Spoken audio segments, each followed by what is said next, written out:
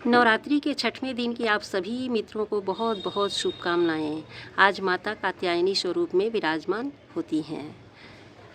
तो ये है मित्रों पेरी बेबी रेड का, जो सफाई के बाद पहली बार खिला है। इधर 4 टब में सफाई की थी, ज़्यादा नहीं की थी। सभी साफ़ हो गए हैं और सब में कलियाँ बन रही हैं। किसी किसी में दिख रहा है, कई नहीं दिख रहे हैं लेकिन बन रहे हैं। और खाद तो मैं इनको अलग से नहीं दी हूँ। और हमारे यहाँ बारिश का आलम ये है कि कंटिन्यू बारिश है। कल मैं सफाई करके गई हूँ एक पोर्शन को, अडेनियम का अपना, और साफ़ करके बस गई हूँ। तब तक इतना तेज़ धूप था कि मैं काम नहीं कर पा रही थी। और उसके बाद 12 बजे के लगभग से जो बारिश शुरू हुई अचानक बिना मौसम के, जबकि खिला हुआ धूप था, उसके बाद इतनी बारिश हुई है। उसके बाद शाम को बारिश हुई और फिर रात को 7 साढ़े 7 बजे से जो शुरू हुआ है तो अभी मॉर्निंग तक हुआ है। और अभी फिर से मैं काम की हूँ, तो अभी काम भी करना मुश्किल हो गया था बारिश में। मैं भीग भीग के की। तो इस तरीके से सब तरफ आप देखेंगे तो मेरे यहाँ बारिश ही बारिश है। और इसीलिए बारिश में फिर मैं इनको खाली झाड़ू नहीं की हूँ, पूरा इनको मैं धो दी। अब भीग तो रही ही थी और अभी काम करने बहुत अच्छे से दिया है मित्रों। और इसी तरह से छाँव हो रहा है और धूप भी आ रहा है, तो छाया भी हो जा रहा है। ऐसे मतलब पूरा खुला हुआ बादल नहीं है लेकिन खुल गया है। लेकिन रात भर बारिश हुई है और मेरे पौधों में आप देख रहे हैं पानी अभी तक नीचे आ रहा है, जबकि मैं धोई हूँ इनको साइड करके। सूखे में हटाई थी सबको उठा के और उसके बाद मैं इनकी सफाई की हूँ। तो काम करने से तो काम बहुत ज़्यादा हो जाता है मित्रों। काम का तो कोई लिमिट नहीं होता है, बस करते रहिए करते रहिए। और गार्डनिंग का काम ऐसा नहीं है, हम देखते हैं तो बहुत अच्छा लगता है लेकिन करने में बहुत हालत ख़राब हो जाती है।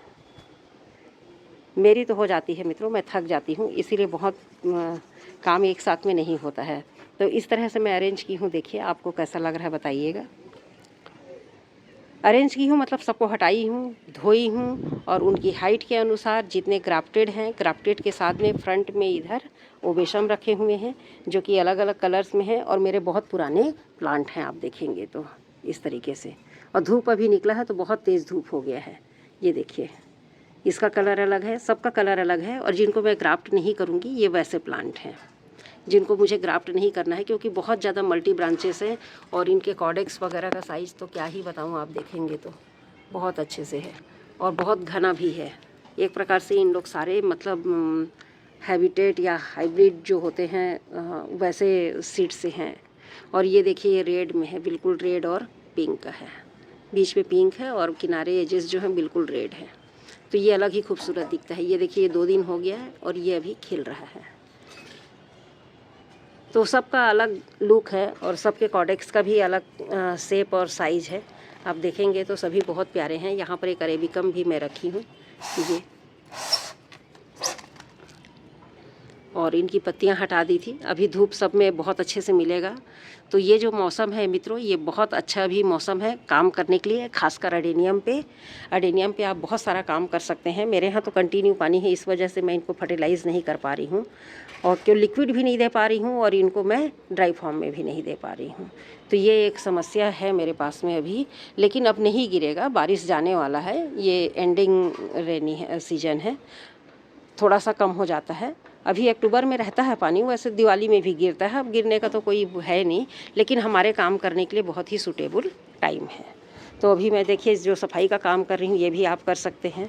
और उधर भी बहुत अच्छे से साफ़ की थी मैं, और इधर को तो कंप्लीट धो दी हूँ मैं। तो बिल्कुल मेरे जो नीचे का जो फ्लोर एरिया है वो बहुत साफ़ हो गया है।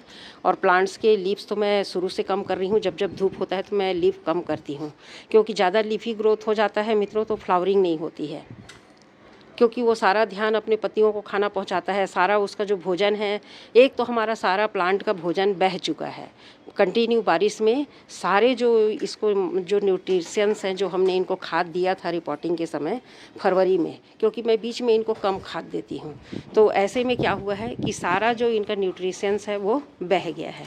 तो अब इनके पास, प्लांट के पास एक प्रकार से भोजन नहीं है।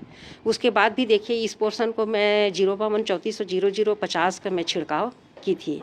तो इसमें आप देख रहे होंगे कि फ्लावरिंग और बर्ड्स काफ़ी अच्छे हैं। लेकिन उन्हीं प्लांट में है जिनकी लीफ मैं कम की हूँ, और जिनके लीव्स को मैं कम नहीं की थी उनमें अभी भी बर्ड्स नहीं बन रहे हैं। उसका एक वजह सिर्फ पत्ती ही नहीं है, मैं जैसे ही इसमें छिड़काव की हूँ उसके साथ ही बारिश भी होती रही है। तो ये मेरे साथ में थोड़ा सा अभी ऐसा ही चल रहा है माहौल। तो आप उसको दे सकते हैं 05234 और 0050, जो भी आपके पास अवेलेबल है उसका छिड़काव कर सकते हैं। और यदि आप होममेड रेमेडी में जाना चाहेंगे तो आप प्याज और आलू की छिलके को डुबा करके रख दीजिए और उसमें थोड़ा सा फंजीसाइड मिला के वो पानी भी इनकी जड़ों पे और फ्लोरियर स्प्रे दोनों कर सकते हैं। तो इस तरह से आप कर सकते हैं। दूसरा है होममेड रेमेडी में बनाना पिल्स को आप सुखा दीजिए। बनाना पिल्स मीन्स बनाना के छिलके, पके केले खाइए और छिलके सुखा दीजिए। और सुखाने के बाद और एक तो सुखा करके आप उसको कूट के पीस के दे सकते हैं चूरा बना करके, और दूसरा उसको आप सुखाना नहीं चाहते हैं, ड्राई फॉर्म में नहीं देना चाहें तो आप उसे पानी में भी 3-4 दिन भिगा सकते हैं। कई 2 दिन ही भिगाते हैं, मैं तो 3-4 दिन भिगा देती हूँ, कोई दिक्कत नहीं होता। और साफ़ करके पानी को छान के थोड़ा फंजीसाइड डाल करके मैं उसको भी मिट्टी में दे देती हूँ, तो बहुत अच्छा रिजल्ट मिलता है। और फ्लावरिंग तो बहुत अच्छी हो रही है। देखिए ये प्योर रेड कलर है, बीच में हल्का सा एकदम अंदर में हल्का पिंक रहता है, बाकी खिलता है तो बिल्कुल रेड ही दिखता है।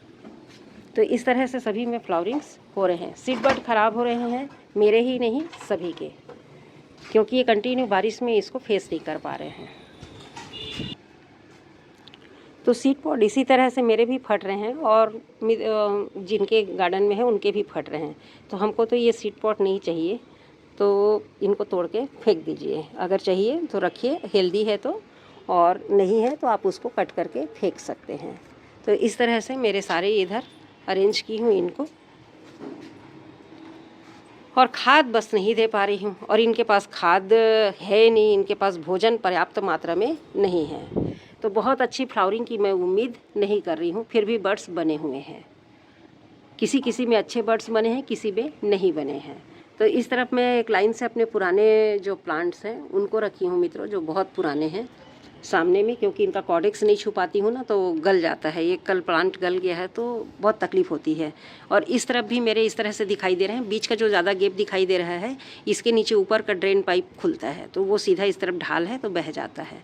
और बाकी सब गमलों को पोछी हूँ। यहाँ के गमले फिर से दोबारा गंदे हो गए धोने से, साफ़ करने के बाद भी, बाकी आपको क्लीन दिखाई देंगे। तो इस तरह से आप भी काम कर सकते हैं। यह भी काम करने का ही सीज़न है और अपने पौधे को स्ट्रॉन्ग बनाने का, क्योंकि इसके बाद क्या होगा, डोरमेंसी चालू हो जाएगी दिसंबर जनवरी में। नवंबर से हो जाता है कहीं कहीं।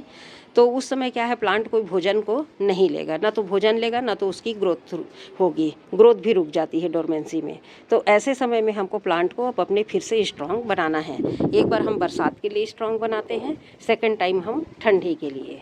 गर्मी में कोई दिक्कत नहीं होती है हमारे अडेनियम को, प्रॉपर पानी मैनेज करते रहिए, बढ़िया चलता है। लेकिन ठंड और बरसात के लिए हमको अपने प्लांट्स को तैयार करना पड़ता है। तो कुछ इस तरह से मेरे प्लांट्स हैं मित्रों। जो पहला काम है, ये तो आप देख रहे होंगे मेरे प्लांट्स को कितने हेल्दी और खूबसूरत से दिख रहे हैं, लेकिन इनमें एक कमी भी दिखाई देगी आपको। इसके जो स्टेम है वो बहुत लेगी से हैं, देखिए लंबे लंबे हो गए हैं। मैं इनको प्रून करूँगी और इनको मैं अभी ही प्रून करूँगी, क्योंकि इन पे बर्ड्स नहीं बने हैं, और 2-4 बने हैं तो उनका मैं लालच नहीं करूँगी। तो ऐसे जो प्लांट्स हैं जिनकी स्टेम लेगी सी हो गई हैं, उनको आप भी प्रूनिंग कर सकते हैं। बस ये है कि 2 दिन अच्छी धूप होनी चाहिए। तो मैं अभी, आज तो हमारे यहाँ फिर से बारिश हो रहा है मित्रों, और 15 दिन का मैं सर्च की तो दिखा रहा है कि 15 दिन अभी गड़बड़ है। तो 4 दिन तो निकल गए हैं, 4 दिन हो गए 4 देखे हुए मुझे, तो 4 दिन निकल गए और 10-12 दिन देख लेती हूँ। जैसा ही मौसम दिखेगा मुझे अच्छा खिला हुआ तो मैं इनकी प्रूनिंग कर दूँगी। जब प्रूनिंग करूँगी तो मैं आप लोगों से ज़रूर शेयर करूँगी। तो आप भी प्रूनिंग कर सकते हैं इस समय। और जो प्लांटर टेढ़े हो गए हैं, टूट गए हैं, या आपका कॉडेक्स इतना बढ़ गया है कि उस प्लांटर में नहीं आ रहा है ठीक से, तो आप ऐसे प्लांट्स को आप उनको नया प्लांटर दे सकते हैं, उनकी रिपोर्टिंग कर सकते हैं। बस मीडिया वेल ड्रेन होनी चाहिए, मीडिया वेल ड्रेन होनी चाहिए, और डायरेक्ट बारिश में ना रखें। बारिश की संभावना है तो बारिश में ना रखें। तो आप कटिंग भी कर सकते हैं, प्रूनिंग भी कर सकते हैं। कटिंग प्रूनिंग मतलब एक ही हो गया। तो कटिंग कर सकते हैं लीफ की, लीफ कटिंग कर सकते हैं, लीफ प्रूनिंग कर सकते हैं, स्टेम प्रूनिंग कर सकते हैं, और अपने प्लांट को हेल्दी बना सकते हैं। मेरे काफ़ी सारे प्लांट लेगी से हो गए हैं, तो मैं उनको फिर से कट करके उनको शेप देने की कोशिश करूँगी, क्योंकि ये डी शेप हो गए हैं। तो अभी यहाँ पर आप देख रहे हैं जितने ये ऊपर में बस अरेबिकम रखे हुए हैं और बीच में कुछ ग्राफ्टेड भी हैं, और नीचे एक लेयर एक लाइन जो है पूरी ग्राफ्टेड की है। उसके बाद इधर पूरा नीचे मेरा पुराना ओबेशम है, यहाँ से इस तरीके से और इस तरीके से, और इसके पीछे पूरा अरेबिकम रख दी हूँ मैं, क्योंकि धूप तो सबको चाहिए ना। एक ऐसा जगह है जहाँ पर दिन भर धूप आता है। देखिए धूप निकलने की देरी है, ये धूप यहाँ पर पूरा पड़ता है, आप देखेंगे तो पूरा पूरा धूप मिलता है इनको। तो यहाँ पर मैं इसीलिए इन प्लांट्स को यहाँ पर रखी हूँ। और हमारे प्लांट की रिक्वायरमेंट ही है सबसे ज़्यादा धूप, जितना 7 घंटे 8 घंटे जितना मिल जाए धूप, और मिनिमम कम से कम 4 घंटे की धूप इनको मिलनी चाहिए, तभी आपके प्लांट्स जो हैं फ्लावरिंग करेंगे। तो इस प्रकार से मेरे आज का काम है, और आप भी ये काम कर सकते हैं। अगर आपके यहाँ धूप निकल रहा है तो आप बिल्कुल कटिंग प्रूनिंग कर सकते हैं, साथ ही साथ कटिंग को लगा भी सकते हैं। कटिंग से बहुत अच्छे प्लांट ग्रो होते हैं। देखिए मेरे यहाँ कटिंग पे फ्लावरिंग शुरू हो गया है, ये देखिए बहुत प्यारा सा। अब ये कटिंग पूरी अच्छी तरह से जड़ इसमें जमा ली है। देखिए इस पर भी कली है और इधर भी कली, कहीं एक ये है कटिंग का, एक और पॉट है, ये है, दोनों इधर ही रख दिए। अब ये देखिए ये भी सारे कटिंग से तैयार हैं। ये देखिए सारी कटिंग्स लग गई हैं और फ्लावरिंग भी शुरू हो गया। अब इस पे क्या होगा, हमारा कटिंग तैयार है तो जैसे हमारे पास रूट स्टॉक नहीं है उस समय ये ग्राफ्टिंग करने का भी बहुत अच्छा काम करता है। और इस फ्लावर को देखिए, इसकी लाइनिंग देखिए, बहुत प्यारी सी लाइनिंग है अंदर और बहुत प्यारा दिखता है ये। और ये वाइट है जो, देखिए उसकी और कलियाँ खुल रही हैं। इसका ये मेन है, ये रूट स्टॉक था, ये वाइट इस पे ग्राफ्टेड था, लेकिन ये पुराना वोल्ड ग्राफ्टेड है। ऊंचा होते होते प्लांट यहाँ तक आ गया है टावर फॉर्म में। तो इस तरह से अभी सभी प्लांट्स मेरे चल रहे हैं।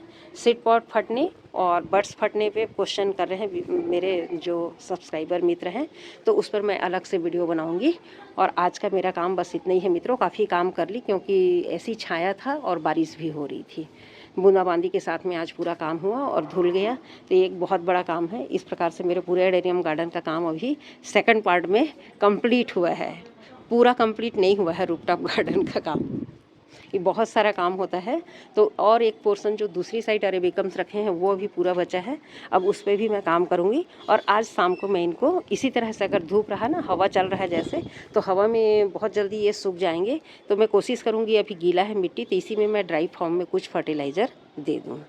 तो अगर मैं शाम को ये देती हूँ 6-7 बजे, कोशिश करूँगी काम हो जाएगा तो मैं इनको फर्टिलाइज़ करूँगी तो आप लोगों से ज़रूर शेयर करूँगी। बस मित्रों, आप लोग भी अपने प्लांट्स की देख रेख करते रहिए इस मौसम में, और अपने प्लांट्स को तैयार कीजिए। डी शेप हैं तो आप भी शेप में ले आइए और इन्जॉय कीजिए। यहाँ तक वीडियो को देखने के लिए बहुत बहुत धन्यवाद मित्रों।